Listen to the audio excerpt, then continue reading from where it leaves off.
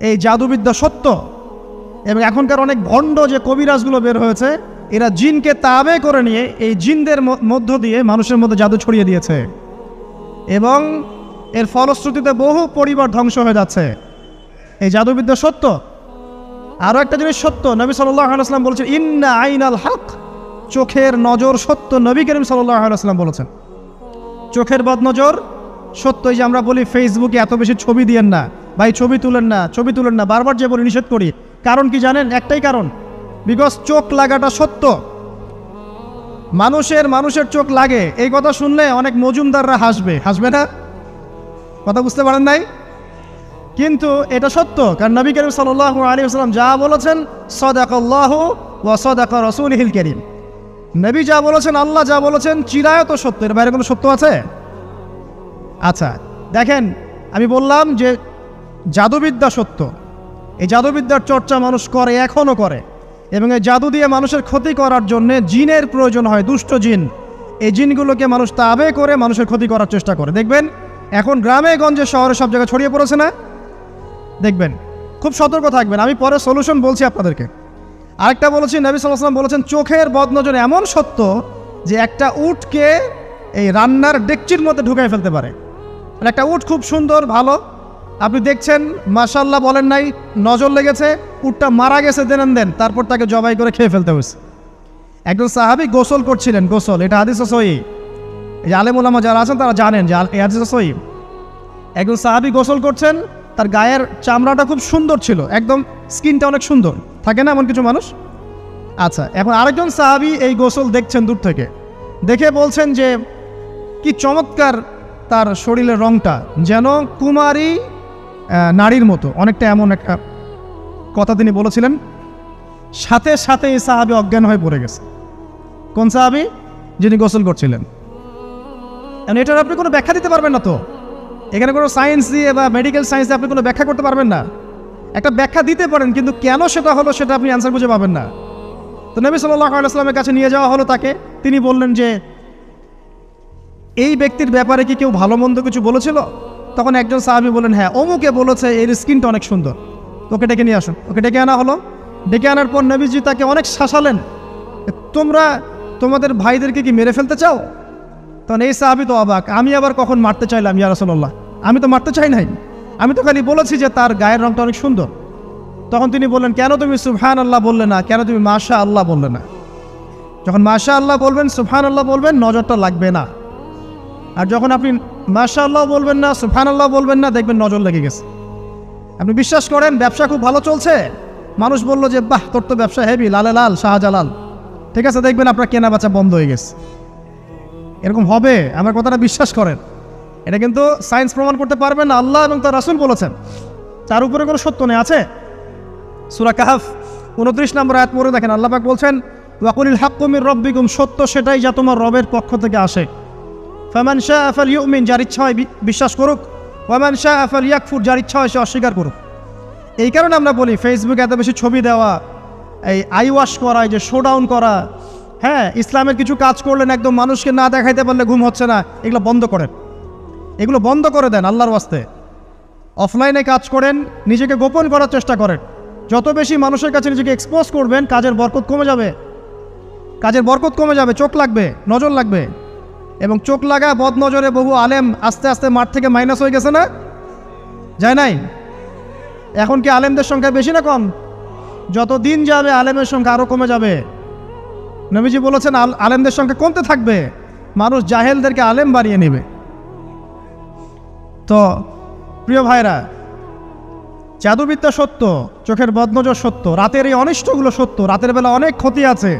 এই জন্য নবীজি বলছেন বাচ্চাদেরকে বাইরে বের করো না, এবং তোমরাও রাত যখন গভীর হবে তখন এদিক ওদিক ঘোরাফেরা করো না। দেখবেন রাত যত গভীর হয় আমাদের শহরগুলো তত জীবিত হয়, তাই না? তাই না? রাত যত গভীর হচ্ছে শহর তত জীবিত হয়। চায়ের দোকানে আড্ডা বেশি, ওই সিনেমা দেখছে, টিভি দেখছে, ক্যারাম খেলছে, লুডো খেলছে, ঘুম নাই। ঘুম কখন? ফজরের আগে আগে। ফজরের নামাজ কিন্তু নাই, ফজরের ঠিক আগে আগে, আবার ওই যে জোহরের নামাজের সঙ্গে উঠতেছে। এখন আমাকে বলেন এরকম জেনারেশনকে দিয়ে কি আসলে ইসলামের কোনো খেদমত হবে?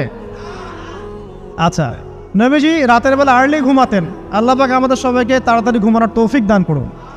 হ্যাঁ, আপনি ইলম চর্চা করলে রাত জেগে থাকতে পারেন, আপনি যদি জ্ঞান চর্চা করেন রাত জাগতে পারেন, আপনি কোনো গবেষণা করছেন, নামাজ পড়ছেন বা কোরআন হেফজ করছেন, আপনি রাতের আর্লি উঠবেন, এটা আলাদা বিষয়। কিন্তু কমনভাবে আমাদের এই যে ফেসবুক, ইউটিউবিং ইত্যাদিতে আমরা লিপ্ত থাকি, সারা রাতটা কাটাই আড্ডাবাজি করে, এগুলো বন্ধ করতে হবে। এগুলো বন্ধ না করলে ফিজিক্যালি আমরা মানে সুস্বাস্থ্যের অধিকারী হতে পারবো না। সারা দিনটা আমাদের একটা কি বলবো অলসতার ভাবে যাবে এবং দিনের বেলা কাজগুলো ব্যাহত হবে। এতে করে আমাদের উম্মার এই পুরো বড় যে তরুণ প্রজন্ম আছে এদেরকে আপনি সম্পদে পরিণত করতে পারবেন না। তাই এই সিস্টেমটা চেঞ্জ করা দরকার। নবীজি রাতের বেলা এই সূরা বাকারার শেষে 3টা আয়াত তেলাওয়াত করতেন, আমরা করবো ইনশাআল্লাহ। আরেকটা আমল বলে দেই, নবী করিম সাল্লাল্লাহু আলাইহি ওয়াসাল্লাম রাতের বেলা সূরা মুলক তেলাওয়াত করতেন। কোন সূরা এটা? কোন সূরা? তাবারাকাল্লাযী বিয়াদিহিল মুলক। কয়টা আয়াত আছে? 30টা আয়াত আছে। নবীজি বলেছেন সাল্লাল্লাহু আলাইহি ওয়াসাল্লাম যে এই সূরা আপনাকে কবরের আযাব থেকে বাঁচাবে ইনশাআল্লাহ। কবরের আযাব থেকে তো ভাই বাঁচা খুব সহজ নাকি? আমাদের মধ্যে এমন কেউ নাই, শোনেন, আমাদের মধ্যে এমন কেউ নাই আলেম জালেম মুফতি মুহাদ্দিস রাজনৈতিক নেতা পলিটিশিয়ান বিরোধী দল জাতি তারপরে যে সরকার দল যে আছে না কেন কবরের শাস্তি ফেস করবে না এমন একটা মানুষও নাই, কেউ নাই পৃথিবীতে।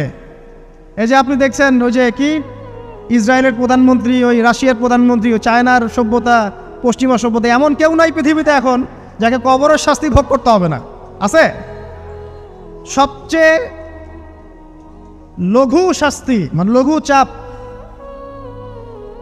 এটা বলতে গেলে আসলে আমি ভাষা হারায় ফেলি। তারপরে বলছি আল্লাহ পাক আমাদের সবাইকে হেফাজত করুন, আমিন। একজন সাহাবীর নাম সাদ বিন মুয়াজ। কি নাম?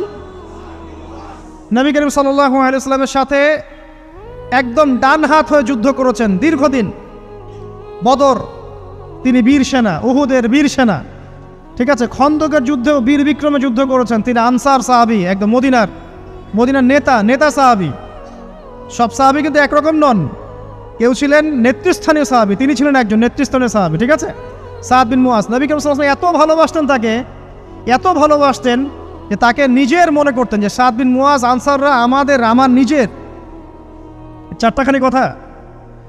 এই সাহাবীর খন্দকের যুদ্ধে এই যে হাতের এই দিকে সম্ভবত হাতের এই রগের মধ্যে একটা তীর এসে লাগে এখানে, এবং তীরটা তিনি বের করতে গিয়ে রক্তটা ছিঁড়ে যায়। এরপর ফিনকি দিয়ে রক্ত বের হওয়া শুরু হয়। চিকিৎসা করে করে রক্ত বন্ধ করা যায় নাই, এবং এই রক্তের প্রবাহিত রক্তেই আল্লাহর ইচ্ছায় তিনি শাহাদাত বরণ করেন, তিনি ইন্তেকাল করেন। নবী করিম সাল্লাল্লাহু আলাইহি ওয়াসাল্লাম প্রচণ্ড ব্যথিত হন, মানে মনটা তার খুব নরম হয়ে যায় সাদ বিন মুয়াজ রাদিয়াল্লাহু আনহুর জন্য। তো এই সাহাবীর যখন জানাজার নামাজ পড়ানো হচ্ছে, নবীজি বলছেন 70,000 ফেরেশতা তার নামাজে অংশ নিয়েছে।